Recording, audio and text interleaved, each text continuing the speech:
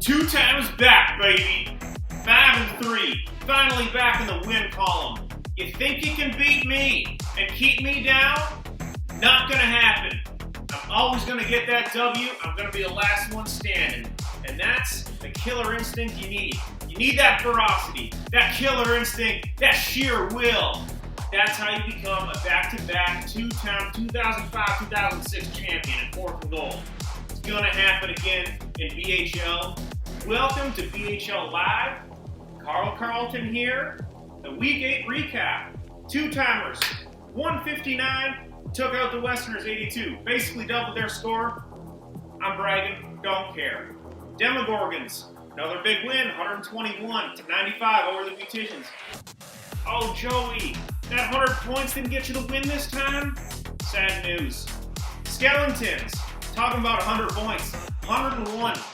Took out the Mavericks. They had 95. That was a close one. That was a nail-biter of the week. And the Skeletons came out on top, and they're 7-1. We'll talk more about that later. The Mad Hatters finally got the W. 131-78. Now think about this. Brady Chapman and the Willies had like 200 points last week. What happened this week, Chappie? 78. Gotta step your game up. The Mad Hatters had Dalvin Cook. He came in, ran all over the place, all over the field. He had like 48 points or something. We're gonna get into that too.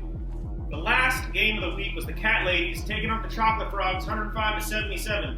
Christina's been on a tailspin ever since this trade. I'm telling you, I think I won it just because of the last few weeks.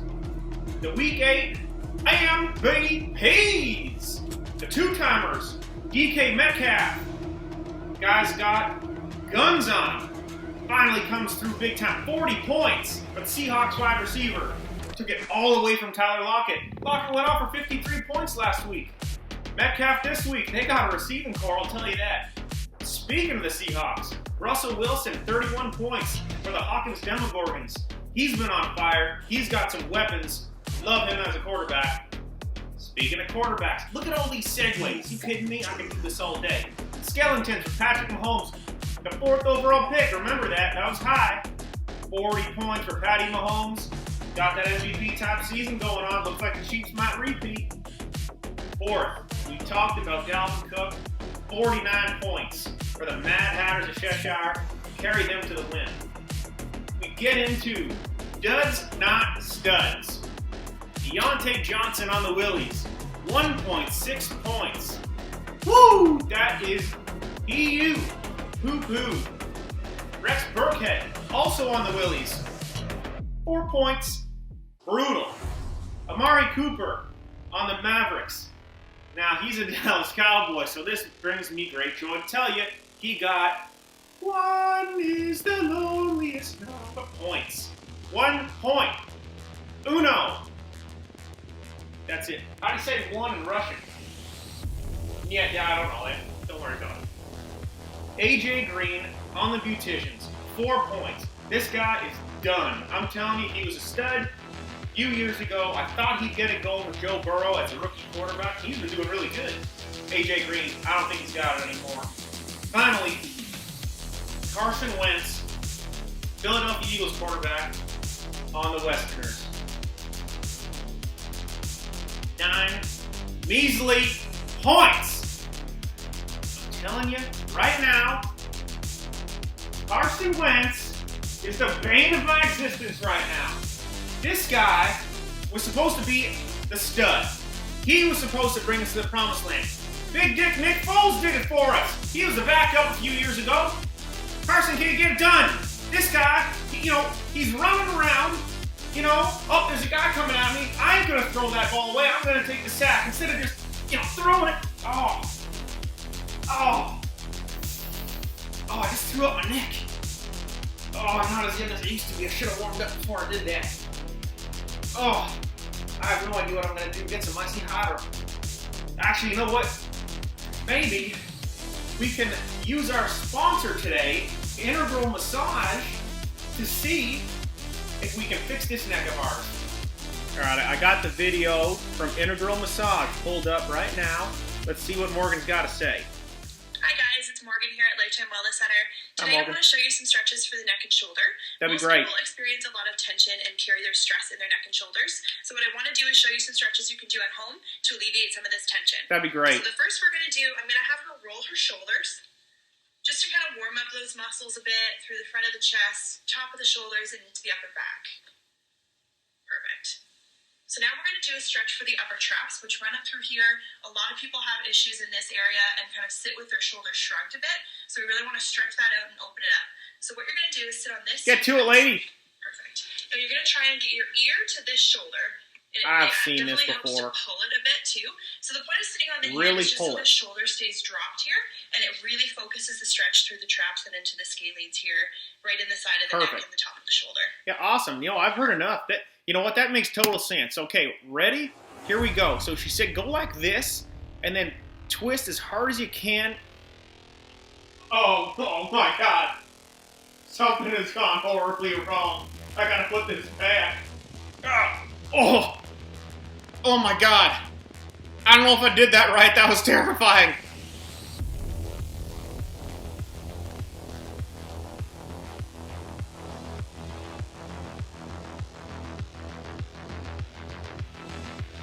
Well, that went horribly, horribly wrong.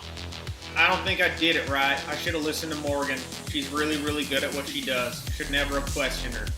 Got a makeshift neck brace on here, so I'm not going to be able to move that much right now.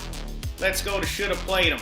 The Westerners should have played Matt Stafford, 26 points over Carson Wentz, who just basically annihilated my neck. The Beauticians should have started Giovanni Bernard, who had 23 points over Corey Davis, who had 8. Christian McCaffrey's coming back, and Matt Davis is going to be poo. The Mavericks should have started Brandon Ayuk, 23 points over Amari Cooper, the crappy Dallas Cowboy, with 1 measly point. Fourthly, the Skellingtons should have started the Buffalo Bills running back Zach Moss, who had 20 points over Boston Scott and DeAndre Swift, who combined for only 8 or 9.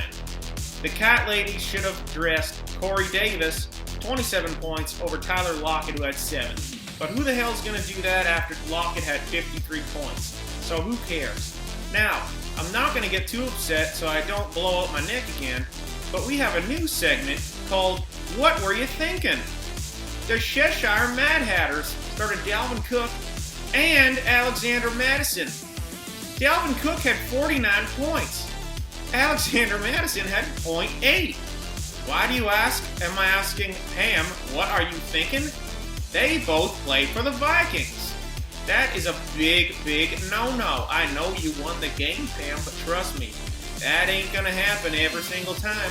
You ever heard of this thing called the waiver wire, Pam? Gotta use it. Pick up someone on a different team, split the difference, and you got 50 points between the two of them. 49 came from Cook.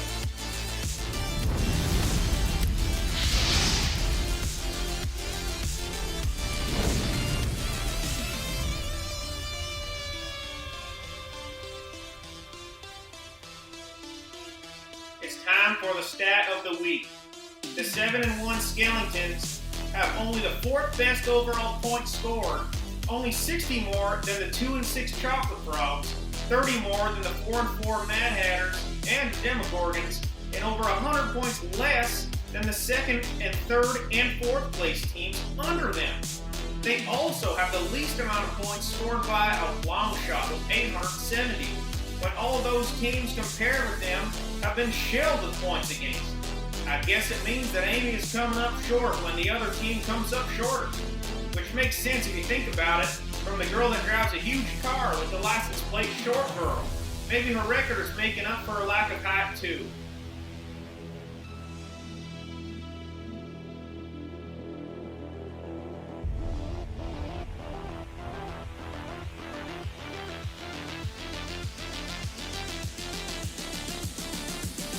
Igor, stall him for a little bit. I don't know, do something. Juggle, I don't know. Tell jokes about the Kremlin. Not, never mind, I'm coming right now. I just got off the phone. Alright. Hey. Sorry for the delay. Feel great? I actually just called every massage therapist I know at Active Body. All they told me was put some heat on it, you'll be fine. They were right. I can move all over the place now. Definitely gonna try those stretches next time. Get them right and everything. Because I don't think I did them right at all. Should have listened. Now, standings check time. We just said the Skelingtons 7-1. That is really, really remarkable considering the circumstances. But good for Amy. 7-win season. That's pretty cool. The Cat Ladies at 6-2 also has no idea what she's doing. But you know what? Sometimes blind squirrel finds a nut. Learn from last year, Fergie. Good for you. Two-timers moving up the charts at 5-3, alone in third place. We got 3 teams tied at 4-4. The Willies, the Mavericks, and the Demogorgons. All moving up from the basement, other than the Willies, who are kind of just in the middle right now. I don't know what their team is. They either got 3 million points or 15. I don't know. Figure it out. Mad Hatters and the Beauticians, both at 3-5. And the Chocolate Frogs and the Westerners rounding out at 2-6. Still a long season. You can still crawl into those last playoff spots. Only 2 teams don't make it. So, if you're in the top 8, you're fine.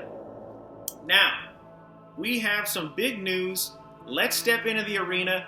Big, big announcement, and it ain't a trade.